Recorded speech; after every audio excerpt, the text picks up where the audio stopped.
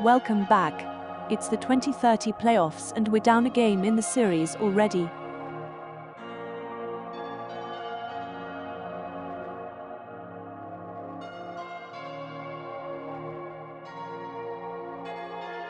Just need to forget about Game 1 and prepare for Game 2.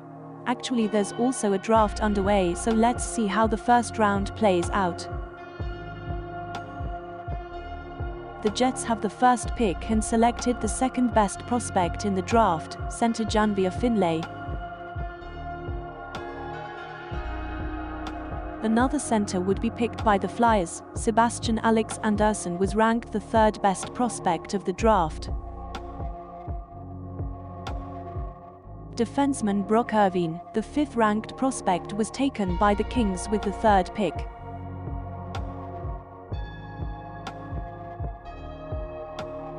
And Montreal have the fourth pick and take winger Morley Robert, who was ranked 10th.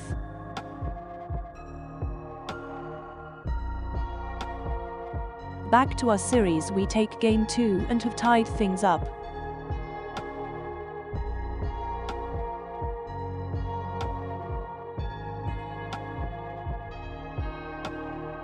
Now let's see if we can grab the lead. Back to the draft. Vegas is next, and select winger Fedor Baranov, who was ranked 29th in this draft. Following them are the Bruins, who took the fourth-ranked prospect center Jiri Ikonen.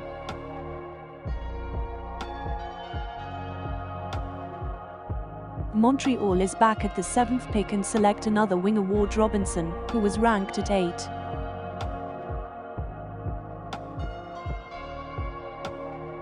With the next pick, the Rangers also take a winger, this one the 47th ranked prospect Adrian Clune. Back to the playoffs, the Panthers take Game 3 to go up 2-1 in the series.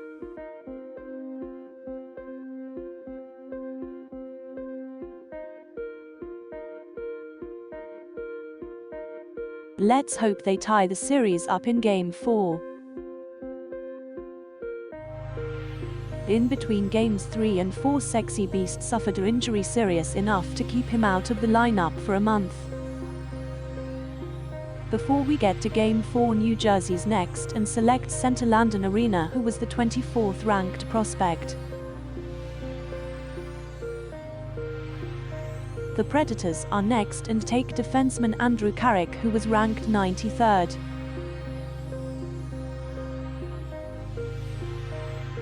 Fortunately, the team rallies around Sexy Beast's injury and ties the series up at 2 apiece.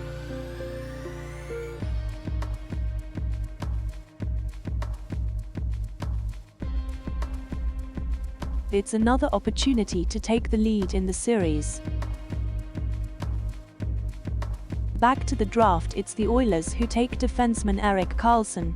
And yes, I suspect this is a regen of the All-Star and two-time winning Norris-winning Erik Karlsson, now a little less spectacular perhaps, but still potentially a solid pick.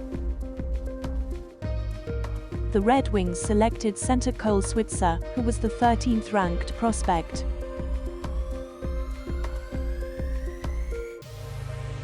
And with Game 5, we do take the series lead at 3-2 and put the Panthers on the ropes.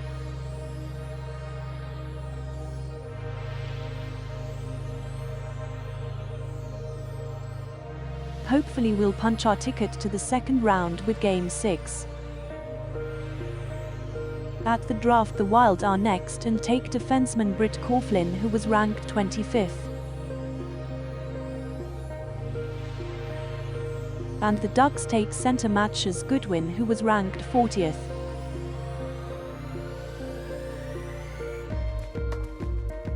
Well, Game 6 goes to Florida and the series is tied.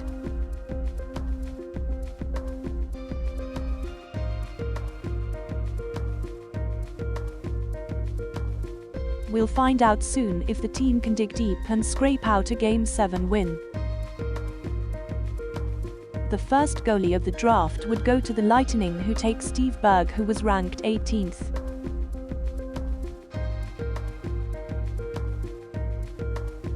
With the next pick, Vancouver selected winger Derek Nieto, who was ranked 34th.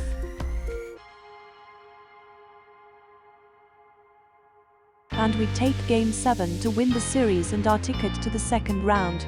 Good game, Panthers. Our second round opponents will be the familiar Maple Leafs. Going into this round we're mostly healthy with the exception of Sexy Beast. Since we're out of round 1, here's the players' playoff stats heading into round 2.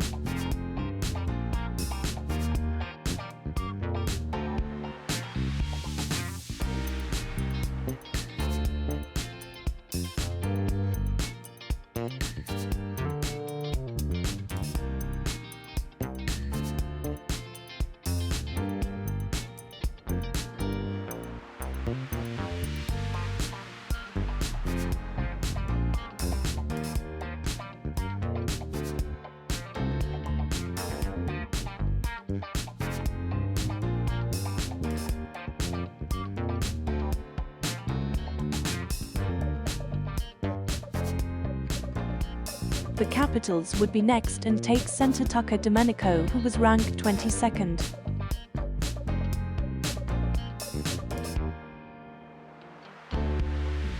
We get the second round off to a good start by taking Game 1 of the series.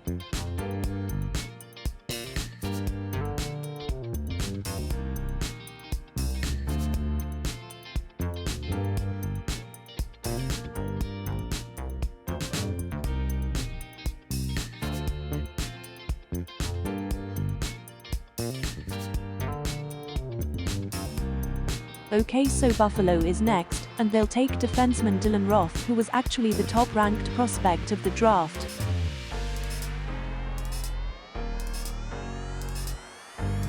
Back to the series, we're now up 2-0.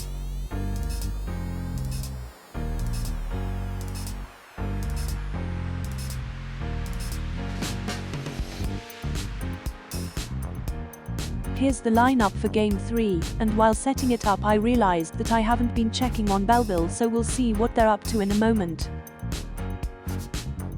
Interesting, their playoffs seem to be mirroring our own and are now up against the Marlies in their second round matchup. This is a proper organizational battle against our arch-nemesis.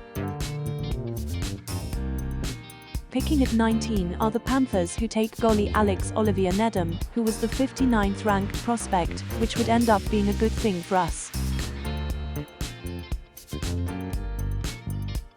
Now, before I explain why Florida's pick was good for us, we're back to our series against the Leafs, who've won Game 3.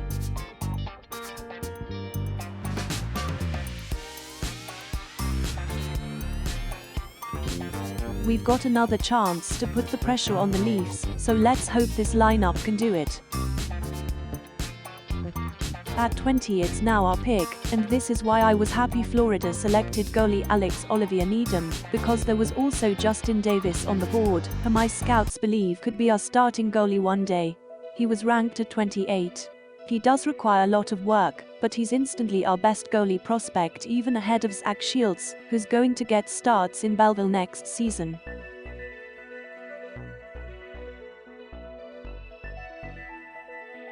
Back to the playoffs and Game 4, the Leafs have tied the series.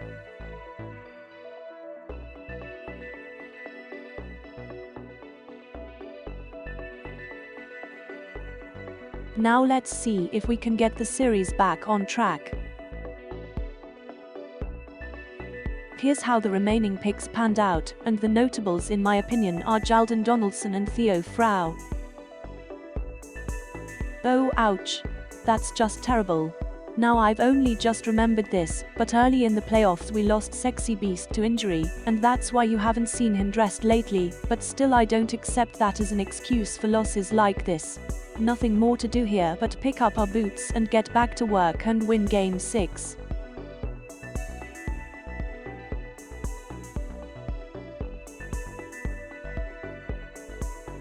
So down 3-2 in the series, this lineup is what we'll try to stave off elimination with. But unfortunately it was not meant to be. We lose the series 4-2. Congratulations to the Leafs and other conference finalists. Unfortunately, Belleville would suffer the same fate in a Game 7 series against the Marlies. We'll see how the playoffs were resolved soon, but here's the players' stats going into the conference finals.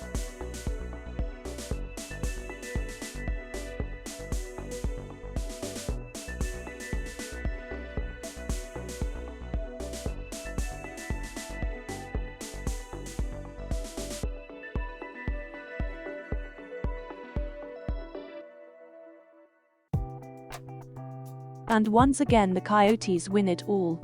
Seriously, it's like what? 7 times in a row now. Who did they sacrifice to the simulation hockey gods to go on this run? Well, thank you for watching. As we end the video, here's a final look at the players' playoff stats. I don't anticipate any major off-season changes, instead there will be more promotion from within, and I'm hoping to see a healthy and rejuvenated Sexy Beast next season.